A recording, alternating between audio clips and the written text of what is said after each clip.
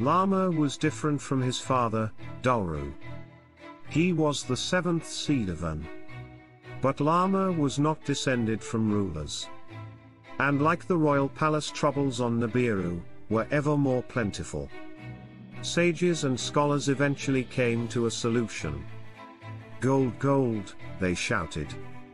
If ground to a fine powder, pulverized in the air, it could become suspended and thus the gap could close, offering the necessary protection. Gold, the sages said, was abundant in the hammered bracelet. And from this moment on, spaceships began to be built. Another group suggested the use of weapons of terror, launching missiles at volcanoes to stimulate their job. But Lama, the king of Nibiru, did not take an action. And then Nibiru counted. One Shah and then another Shah conflict stretched across the kingdom. Food and water were scarce. At the royal court, sages came and went, but the king did not listen to advisors and sages, only to his wife, Lahama. The third and fourth Shah passed and the count already reached 14,400 years if we counted Earth's time. Let us supplicate for the Creator of all things. Let's plead with him instead of acting. It's fate, advised the king's wife.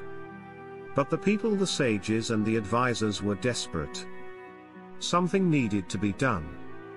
Considering that the king does not, let us do it. We need a decision, a definition, said the crowd in protest.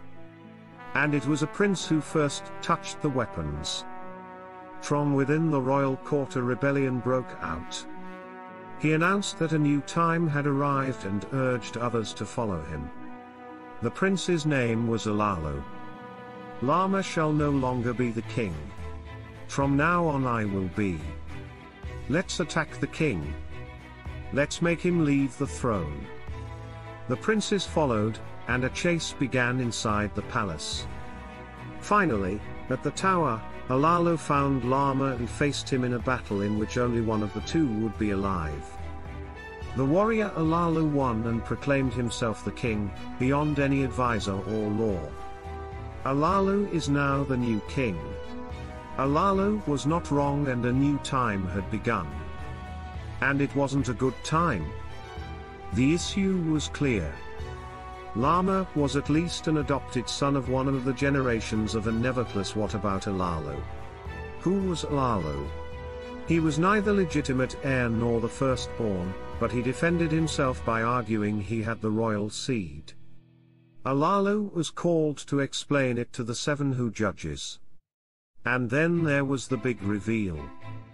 Anshagel was his offspring, a royal seed directly from An, the celestial. I need to remind everyone about the royal seed. It was there, in the reign of Anshagel and his wife Kishagel, millennia and millennia ago, that the law of seed was defined. The first king to benefit from such rule was Ontar, son of Anshagel, the king, and Kishagel, his wife. Before his son named as rightful heir was born, Anshagel, one of my ancestors, Alam, was born. He was the son of Anshagel by a concubine. Alalu the prince, have the royal seed which the prince who now lies dead did not. Lama, I must remember, was adopted. The law of the seed is meaningless, said Alalu. It was a law created to usurp the throne from its true heir, the eldest son of Anshagel. And his name was Alam, my forefather, I descend from his seed. The throne of Nibiru is mine. The 7 who judge considered Alalu's words and sent it to the council of counselors. The records were consulted, but Alam's name was not there. But I am your descendant. I, Alalu, have the royal offspring.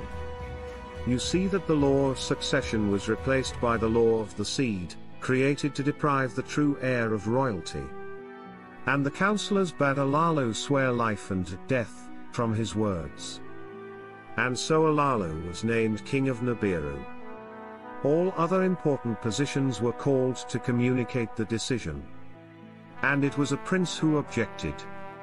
He claimed to be descended from An, and that the divine seed was stored on him. Anu was his name. The seed of An is preserved on me. It did not dilute itself in any concubine. And the proof of every family tree he demonstrated. My name is Anu, from seed of An. May Anu be the king then, many asserted. But others urged caution. Let's call for Alalu too. And Alalu, open his arms to receive Anu, the prince. We are from different descents, but we have the royal seed. Together we will bring abundance back to Nibiru. May I retain the throne and you the succession. May Anu be the crown prince, may he be my successor. Let your son marry my daughter to unify the succession. And so by common consent Alalu remained on the throne. He ordered to build more celestial ships to search for gold in the hammered bracelet. But it was reported that none of the ships has returned from there.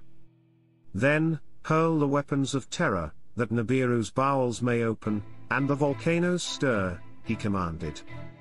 Then it was done.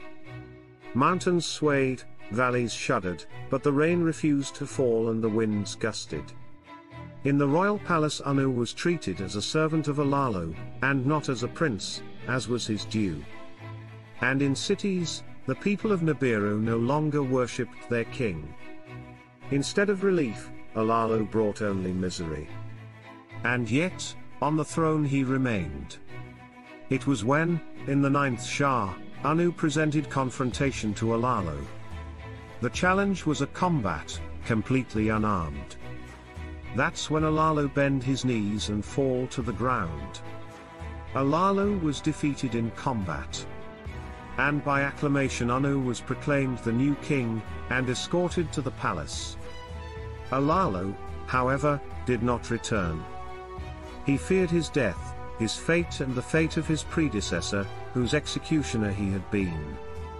He escaped through the crowd and looked for one of the celestial ships with projectiles. Upon entering the ship, he lit all the controls and left. Unbeknownst to anyone, Alalu escaped Nibiru in a celestial ship and made his way to a far and distant planet.